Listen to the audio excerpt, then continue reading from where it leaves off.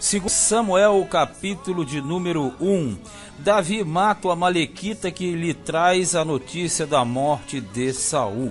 Lembrando que no original não existe primeiro e segundo Samuel, mas na verdade os dois livros fazem parte de uma única obra.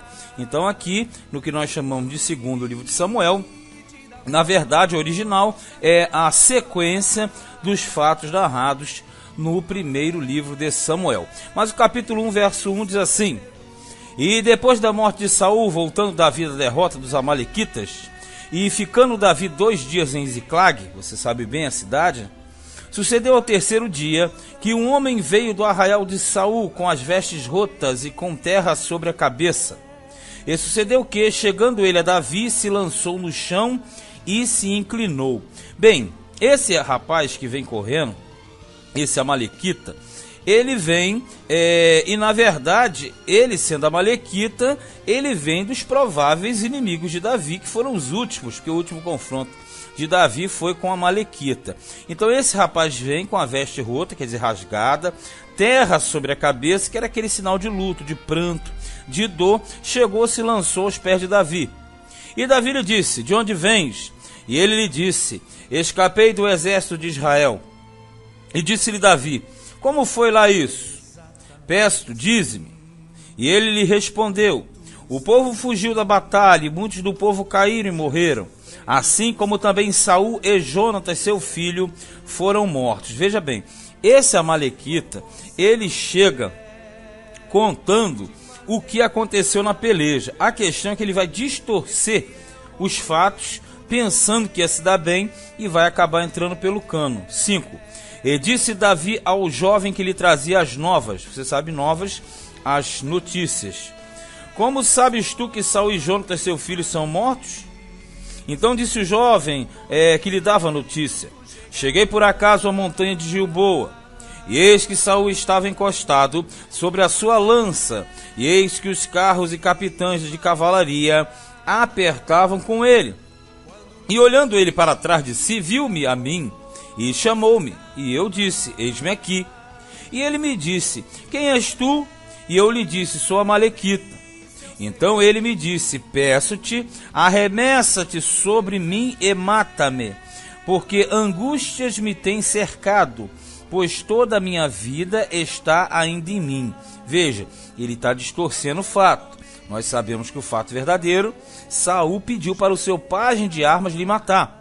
Esse amalequita, com certeza, estava no contexto, possivelmente era alguém ligado aos filisteus, até porque a amalequita não permanecia no meio do exército de Israel, isso nós sabemos. Então, a princípio, esse amalequita, ele era do exército adversário. Quando ele viu a situação, ele vai tomar ocasião daquele contexto para tentar se beneficiar. Então ele está dizendo que o Saul estava com medo de morrer, e aí solicita a sua ajuda. 10. Arremessei-me, pois, sobre ele e o matei, porque bem sabia eu que não viveria depois da sua queda. E tomei a coroa que tinha na cabeça e a manilha que trazia no braço, e as trouxe aqui a meu senhor. Veja, todo um plano forjado. Até porque o amalequita, ele era muito dissimulado. A amalequita é uma espécie de rato do deserto, uma hora está para um lado, outra hora está para o outro. Quando esse amalequita viu a oportunidade, e nós sabemos que Saul não foi recolhido logo de imediato, ele ficou o corpo estendido, tanto é que os filisteus o encontraram no dia seguinte. Esse amalequita foi, despojou o rei, pegou a coroa, a manilha, que é aquele enfeite que fica no braço, né, no braço do guerreiro antigo, usavam muito, os guerreiros antigos, e ele traz isso a Davi. Então apanhou Davi as suas vestes e as rasgou, como também todos os que estavam com ele, porque aí ele está tendo certeza de que Saul morreu e Jonatas também. E prantearam e choraram e jejuaram até a tarde por Saul e por Jonatas, seu filho, e pelo povo do Senhor, e pela casa de Israel, porque tinham caído à espada. Então Davi, ele está pranteando, o que é normal, morreu uma pessoa de fama, de posição, então ele está pranteando, que é Saul e Jonatas, seu amigo.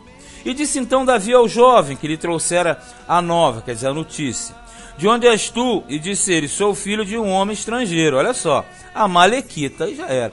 O cara fala que amalequita, falar isso para o israelita, é simplesmente se demonstrar como o pior inimigo. Então, juntando tudo o que ele fez, mais o fato dele ser amalequita, aí vai gerar a revolta de Davi. Aí ele diz, e Davi lhe disse, como não temeste tu estender a tua mão, a mão para matares o ungido do Senhor, quer dizer, o rei? Então chamou Davi um dos jovens e disse, chega e lança-te sobre ele. E ele o feriu e morreu. Ele praticamente pronunciou sua sentença. E disse-lhe Davi, o teu sangue seja sobre a tua cabeça, porque a tua boca testificou contra ti, dizendo, eu matei o ungido do Senhor.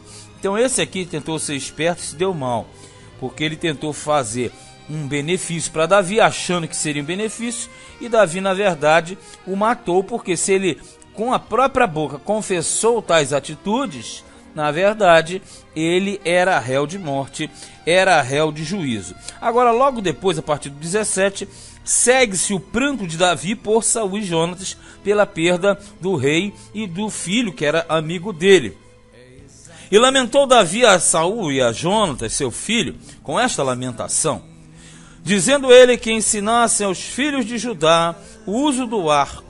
Eis que está escrito no livro do reto. Então, na verdade, quando ele começa essa lamentação, ele exalta a Saul, dizendo que Saul era um grande mestre na guerra. E ele diz que tudo isso está descrito ou relatado no livro do reto. O livro do reto mesmo que o livro do justo. Reto e justo são a mesma coisa. Só que o livro do reto, nós já falamos, ele não foi preservado. Não existe nenhum indício deste livro, mas era o livro que registrava os feitos dos heróis de Israel. 19.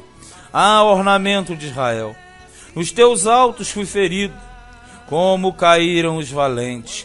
Quer dizer, aqui ele está fazendo, na verdade, uma poesia. Ele fala dos ornamentos de Israel, quer dizer, os enfeites naturais de Israel, nos teus altos, quer dizer, nas tuas montanhas, fui ferido, no sentido de Saul ter morrido ali, como caíram os valentes, quer dizer, na verdade a morte dos homens de guerra. Não o noticiei em Gate, não o publiqueis nas ruas de Asquelon, para que não se alegrem as filhas dos filisteus, para que não saltem de contentamento as filhas dos incircuncisos. Quer dizer, ele está fazendo aqui na verdade, proclamando uma parábola, que essa notícia da morte de Saul não podia circular nas cidades da Filístia, porque seria uma grande alegria por parte das mulheres e seria motivo de festança. Então falou tipo assim, que essa notícia não chegue lá.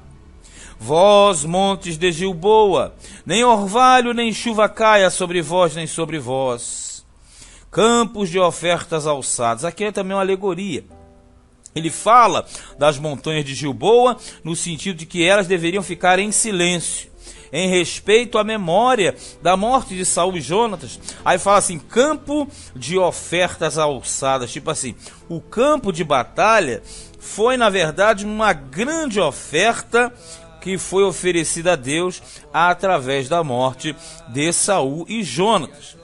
Aí ele fala mais, pois aí desprezivelmente foi arrojado o escudo dos valentes, o escudo de Saul, como se não fora ungido com óleo.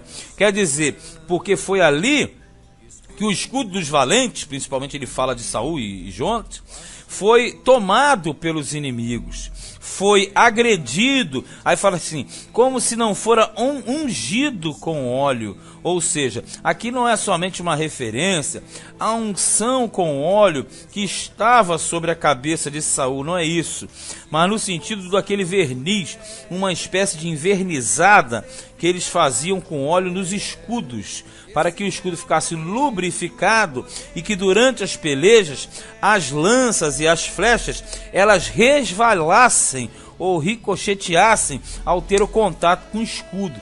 Então, na verdade, tipo assim, caiu como um novato, como aquele que não tinha um escudo ungido, como se não tivesse um escudo preparado. Claro que, quando fala como se não for ungido, também tem uma alusão à unção no sentido do rei, como aquele preparado e vocacionado para desempenhar aquele cargo, e com certeza aqui militarmente falando, mas ele estava impossibilitado, então perdeu a guerra.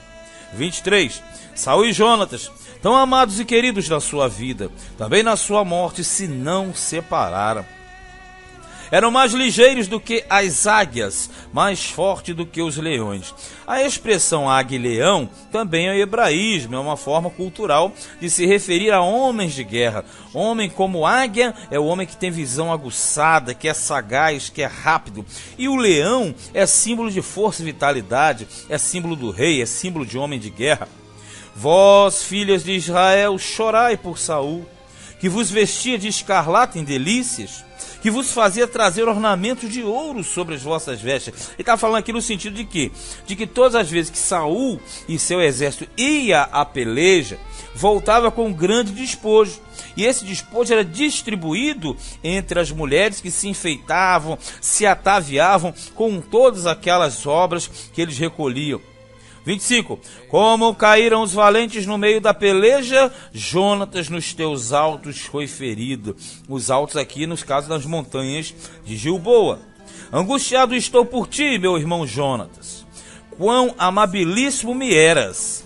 Mais maravilhoso me era o teu amor do que o amor das mulheres. Veja, essa conotação que parece soar diferente, ainda mais em tempos difíceis que nós estamos vivendo, com essas questões ligadas a homossexualismo na igreja, homossexualidade e homossexualismo, que são distintos, mas tem muito a ver. Na verdade, aqui ele não trata de amor homem e mulher. Quando ele fala mais maravilhoso me era o teu amor do que o amor das mulheres, no caso, no sentido de que você era mais valorizado para mim, a sua amizade, do que os amores das mulheres, porque até os homens tinham várias mulheres. O caso de Davi, se Davi fosse, como alguns tentam forçar a barra, se ele fosse inclinado a esse lado, primeiro, ele não teria tantas mulheres, e segundo, ele teria conseguido um outro caso também, uma outra pessoa, fato que nunca aconteceu, porque na verdade o próprio Davi, sendo homem segundo o coração de Deus,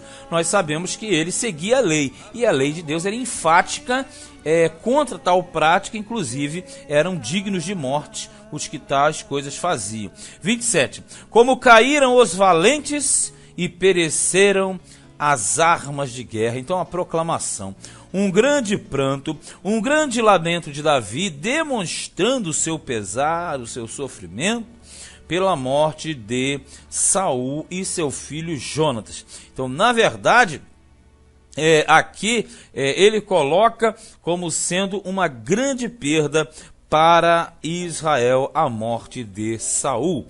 Esse foi o segundo livro de Samuel, capítulo de número 1, primeiro capítulo, e já faremos o capítulo de número 2.